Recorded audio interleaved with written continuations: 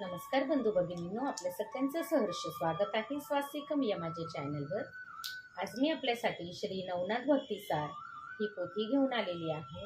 मी हे 11 दिवसाचं पारायण करत आहे आणि त्यापैकी आजचा चौथा दिवस आहे। आपल्याला जर सगळेच अध्याय ऐकायचे असतील तर आपण माझ्या चॅनलवर जाऊन माझे मागील व्हिडिओ बघू शकता। चला तर मग सुरुवात करूया आजच्या व्हिडिओस।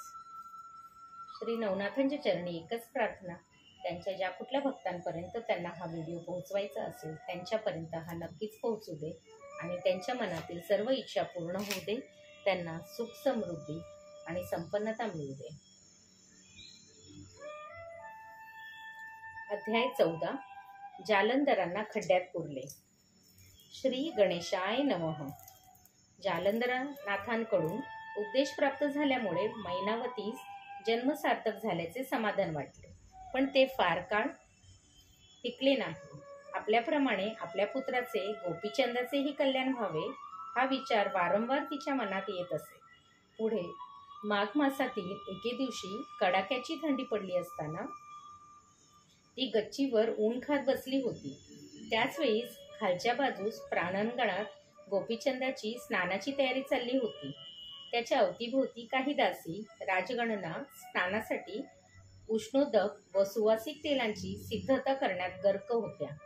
तिचे त्याच्याकडे सहज लक्ष गेले आणि त्याच वेळी तिच्या मनात आपल्या सुकुमार पुत्राचे हे सोमकांती शरीर आज न उद्या नष्ट होणार या विचाराने काहूर माजले आणि पुत्रमोहात गुरफटलेल्या तिला दुःख वेगानावर होऊन ती ओक्साबोक्ष रडू लागली। तिचे अश्रू खाली दिसले ते पाहून तो त्वरेने तिच्यापाशी गेला व म्हणाला, आई, का रडतेस? काय झाले? तुला कसले दुःख आहे? तुला कोणी बोलले का? तुझा कोणी अपमान केला का? तुझ्या सेवेत काही निवून राहिले का? त्यावर ती म्हणाली, बाळा, तसे काहीच नाही रे। तू असताना मला दुःख चिंता कसली? पण आज तुझे सुंदर रूप पाहून मला तुझ्या वडिलांची आठवण झाली। तेही सुस्वरूप व पराक्रमी होते, पण शेवटी त्यांचा देहही काळाच्या भक्ष्यांनी पडला। तुझे तसे होऊ नये असे मला वाटते। सर्व भक्षक असा तो कृतांत महाबलाढ्य आहे।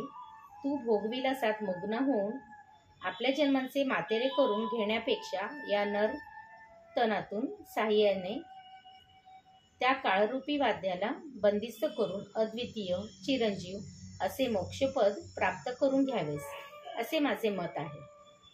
त्यामुळे आज तू आपल्या आयुष्याचा मूल्यवान काळ फुकट घालवत आहेस हे पाहून दुःखाचे रडू कोसळले। आईची वेदना जाणलेल्या गोपीचंदास तिची त्यामागची कळकळ तितक्याच प्रकर्षाने जाणवली। तो म्हणाला, आई, तुझे म्हणणे अगदी बरोबर आहे, पण सांप्रत मला अमरतत्व देणारे गुरु कुठे मिळतील? तेव्हा ती म्हणाली, बाळा, त्यासाठी तुला कुठेही जाण्याची गरज नाही। दैवयोगाने थोर योग्यतेचे जालंधर नावाचे एक नाथ सध्या आपल्याच नगरात राहत आहेत। तू काया वाचा मनाने त्यांना शरण जा, ते तुला ब्रह्मस्थान सनातन करतील। पण गोपीचंदावर ऐहिक सुखाचा एवढा प्रभाव होता, त्या समस्त राजवैभवाचा त्याग करणे ही कल्पनाच त्याला सहन होईना। म्हणून वेळ मारून नेण्यासाठी तो म्हणाला, आई, परमात्मा केव्हाही श्रेयस्कर आणि गुरूंचे महत्वही थोर आहे, पण तू मला एकाकी योग दीक्षा घ्यायला सांगशील तर ते मला शक्य होणार नाही, कारण त्यासाठी आधीपासून मानसिक तयारी लागते। म्हणून मला 12 वर्षाची मुदत दे। या अवधीत सर्व सुखोपभोग घेऊन मी गुरूंना शरण जाऊन दीक्षा घेईन। आपल्या पुत्राची ती प्रपंचासक्ती मैनावतीला अजिबात रुचली नाही। ती म्हणाली, मृत्यू कोणत्या क्षणी येईल, घात घालेल ते सांगता येणार नाही। तेथे तू कोणत्या आधाराने मला 12 वर्षाची खात्री देत आहेस? काळाचा प्रभाव इतका गहन आहे की त्याच्या पुढे कोणाचे शहाणपण चालत नाही। श्रेष्ठांनीही त्याच्या पुढे गुडघे टेकले आहे। तेव्हा तिच्या म्हणण्याला संमती देऊन गोपीचंद स्नानकरिता निघून गेला। मैनावती आणि गोपीचंदांचा हा वार्तालाप त्यांच्या लुमावती नावाच्या राणीने गुप्तपणे ऐकला होता। आपल्या पतीने सासूचे ऐकले तर आपले हाल होतील, शिवाय राजव्यवस्थाही कोलमडून पडेल या विचाराने तिच्या मनात प्रचंड खळबळ माजली। मग मैनावतीच्या रूपाने जे महाअनर्थ रूपी ग्रहण राज्याला ग्रासू पाहते त्याला वेळीच पायबंद घातला पाहिजे असा विचार करून तिने राजाच्या मर्जीतल्या आपल्या 7 सवतींना बोलवून घेतले आणि सासूचे दृष्ट कारस्थान त्यांच्या कानावर घालून तिच्या विरोधात त्यांच्या मने वळवली. त्यानंतर धीर खचलेल्या त्या राजस्त्रियांचं सांत्वन केले आणि त्यांना आपल्या कटात सामील करून घेतले.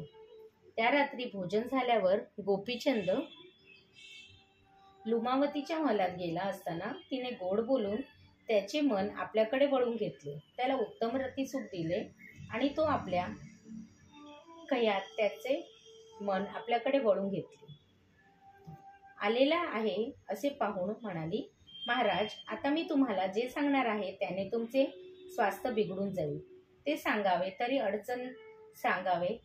अडचण अशी माझी व्यवस्था झाली आहे. म्हणून मला अभयवचन दिले तर मी काही बोलू शकेन. आपल्या लाडक्या राणीचे पेचात टाकणारे ते बोलणे ऐकून त्याने तिला अभयवचन दिले. तेव्हा ती म्हणाली, महाराज, नगरात जालंधरनाथ नावाचे कोणी यती आले आहेत. त्यांचे व सासूबाईंचे काही संबंध आहेत असे कानावर आले आहे. तुम्हाला योगी बनवून तीर्थयात्रेला पाठवायचे आणि त्यांना गादीवर बसून त्यांच्यासह सर्व भोग भोगायचा असा त्यांचा कावा आहे. आमचे सौभाग्य थोर म्हणून हे त्यांचे कारस्थान योग्य वेळी आम्हाला कळले. आता काय करायचे ते तुम्ही ठरवा. ते ऐकून तो संतप्त झाला. त्याने आपल्या विश्वासू मंत्री व सेवकांसह रातोरात जालंधरांचा शोध घेतला आणि त्यांना विश्वासघाताने एका खोल कूपात ढकलून तो कूप घोड्याच्या लिदीने बुजवून टाकला. सकाळी जालंधर निघून गेल्याचे कळताच मैनावती शोकसागरात बुडाली, तर लुमावतीने सुटकेचा निश्वास टाकला. पण नाथांचे काय झाले? खड्ड्यात पडताच त्यांनी वज्रासन घातले आणि आपल्या माथावर वज्रास्त्र व भोवताली आकाशास्त्राची योजना करून स्वतःला सुरक्षित केले. त्यामुळे भूमीत गाडले जाऊनही ते स्वस्थ होते. अध्याय 14 समाप्त.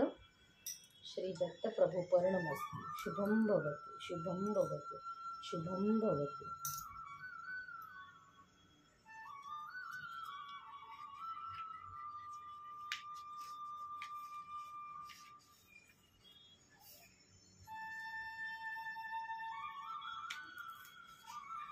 ओम नमो नाथाय नमो नमः.